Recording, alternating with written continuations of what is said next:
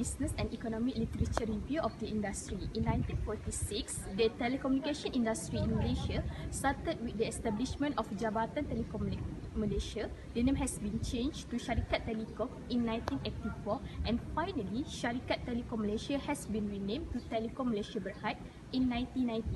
In order to pursue further liberalization with emphasis on a competitive competition between players in telecommunication industry in Malaysia, the National Telecommunication Policy of Malaysia was released. The Malaysian Communication and Multimedia Commission and Ministry of Information, Communication and Culture will monitor the telecommunication industry in Malaysia.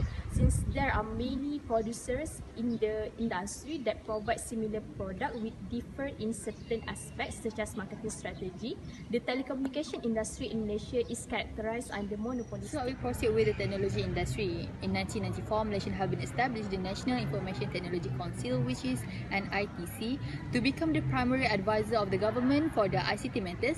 And also the government have set an ICT as a global ICT hub through the developments of the multimedia super corridor, which is MSC, and also the flagship project and the computerization of the several ministry and also agency, and the ongoing of the Malaysian telecommunication and also IT infrastructure.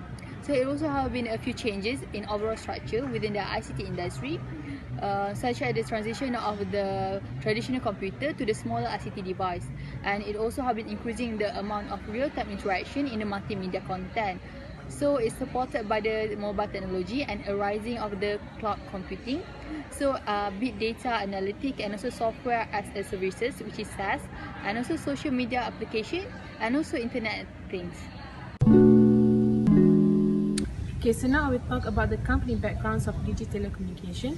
DIGI Telecommunications, or formerly known as DIGI Swisscom Berhad, is a mobile service provider in Malaysia.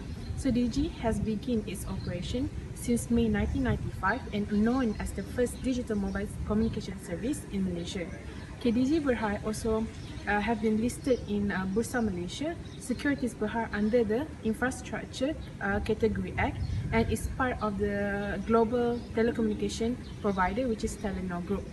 Okay, for DIGI's telecommunication have present as a leader in the prepaid services, has spearheaded in a number of industry benchmark for simplicity and also innovative. Okay, next I will proceed with the background of IRIS. IRIS was founded in 1994 and based in Kuala Lumpur, Malaysia. IRIS Corporation Berhad is engaged in technology consulting and the implementations of digital identity and business solution. IRIS provides end-to-end solution comprising of system integration, technology, consulting, solution design, developments and implementations, and maintenance and support. IRIS supports business solution in digital conference system, radio frequency identity system, which is also known as RFID, automated electronic ticketing and fare collections, payment cards, and solution for IRIS management program. Okay, now I will talk about MFRS2, which is share-based payment. Both IRIS and DIGI have not adopted MFRS2 that have been issued but not yet to be effective. So effective date of both company for financial period beginning on or after 1st January 2018. As for differences, there is no differences between IRIS and DIGI. Okay, next, I will proceed with MFRS 119, Employee Benefit. Based on the Annual Report 2017, there are differences between the adoption of MFRS 119. For the IRIS, the group and the company have adopted MFRS that are mandatory for the current financial year. The adoption of the MFRS did not have any significant effect on the financial statement of the group and of the company. It also did not result in significant changes to the group's and the company's existing accounting policies. For the DIGI, MFRS 119 are issued but not yet effective up to the date of the issuance of the group's and the company financial statement. The group and the company intend to adopt the standard, and it will be effective at 1st January 2019. So I will explain about MFRS 126, where there is a few similarities between IRIS and also DIGI. The first similarities where both of the company have implemented the MFRS, where it stated that according to the Annual Report 2017, the group and also the company have implemented the MFRS 126 retirement benefits plan for their employees. And then the second point is where the amount of the employees' benefit will be recognized under profit or loss under expenses in a period where the employees have rendered their services. And then there's the differences where DIGI have stated that the group were obligation under the retirement benefit scheme will be calculated under the project unit credit method, while IRIS does not mention any calculation related. Okay, now we proceed with MFRS 132, Financial Instrument Presentation. So objectives of this standard is to establish principle for presenting financial instrument as liability or equity and for offsetting financial asset and financial liability. So based on the annual report of the both of the company, which is DIGI, Telecommunication and also IRIS Corporation Berhad, the group and the company adopt the MFRS 122. They show their financial instrument, that is financial asset and financial liabilities, and identify the information accordingly to be disclosed about them in order to present in the financial statement. Okay, now I will talk about MFRS 7, Financial Instrument Disclosure. So, financial instrument disclosure, both companies implement this standard as they show the significant financial instrument to an entity's financial position in accordance with the MFRS 7. So both company amortize its financial asset and also financial liability at cost. And then the groups and the company activities of both company are exposed to a variety of financial risks arising from the operation and use of the financial instrument. So the key financial risks include credit risks, liquidity risks, foreign currency risks, interest risks, and also market price risks. So I will explain about MFRS 9, about financial instrument. So DIGI and IRIS have shared a few similarities. The first one is the group and also the company have not adopted MFRS 9, but yet it will be effective for the financial period beginning after the 1st January 2018. And then the second point is MFRS 9 will introduce the new requirement, which is classification and also the measurement for the financial instrument. The second one is the impairment assessment based on the expected credit losses. And then the third one is hedging method, hedging accounting. And then the third point is the group intend to simplify the record lifetime expected losses on all the trade receivable, and also expected to increase the loss allowance for adopted MFRS 9. Next, I will proceed with MFRS 15, revenue from contract with customers. Based on annual report 2017, IRIS and DIGI have not adopted MFRS 15. For IRIS, MFRS 15 have been issued but yet to be effective. The effective date for the financial period beginning on or after 1st January 2018.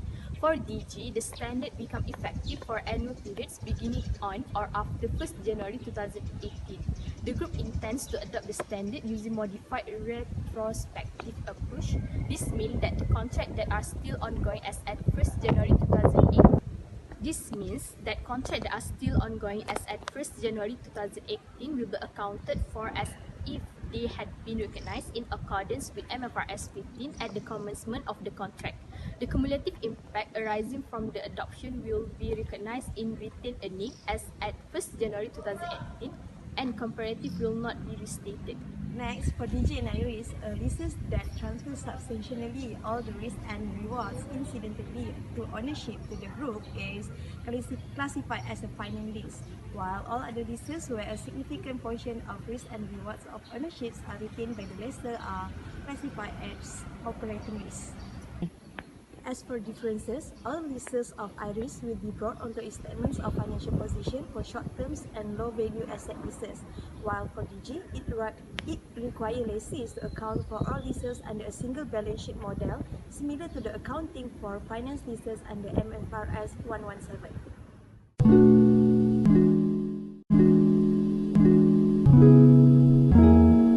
Okay, now I proceed with corporate social responsibility of DIGI Telecommunication. Through corporate social responsibility, DIGI focus primarily on building up its staff and also help society to preserve the country's heritage. So among CSR program that was held by DIGI Telecommunication is Amazing Malaysia. So Amazing Malaysia initiated to provide underprivileged children experience of the Malaysia's art and also their culture.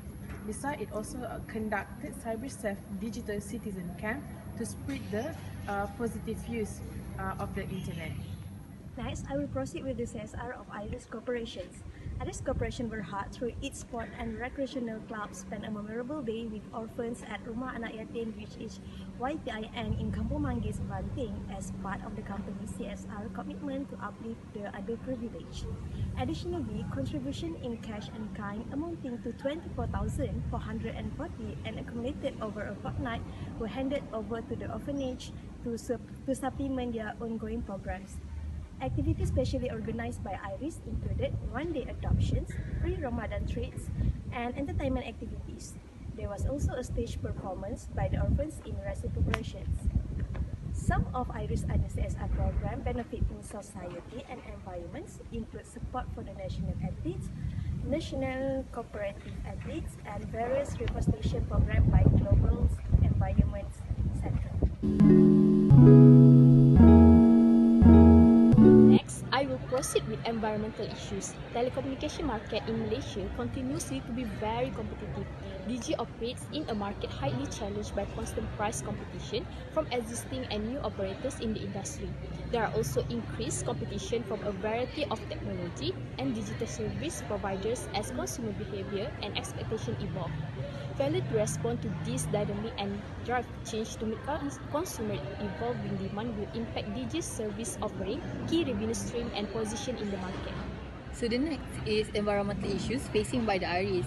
So excessive usage of the technology will cause harm to the environmental and also will lead to the environmental issues. Producing and also using of the technology will cause air, water, heat and also noise pollution.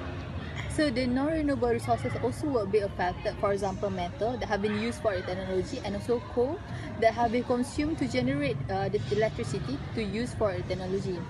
And also the renewable resources like tree and also water will also be contaminated due to the producing of the new technology.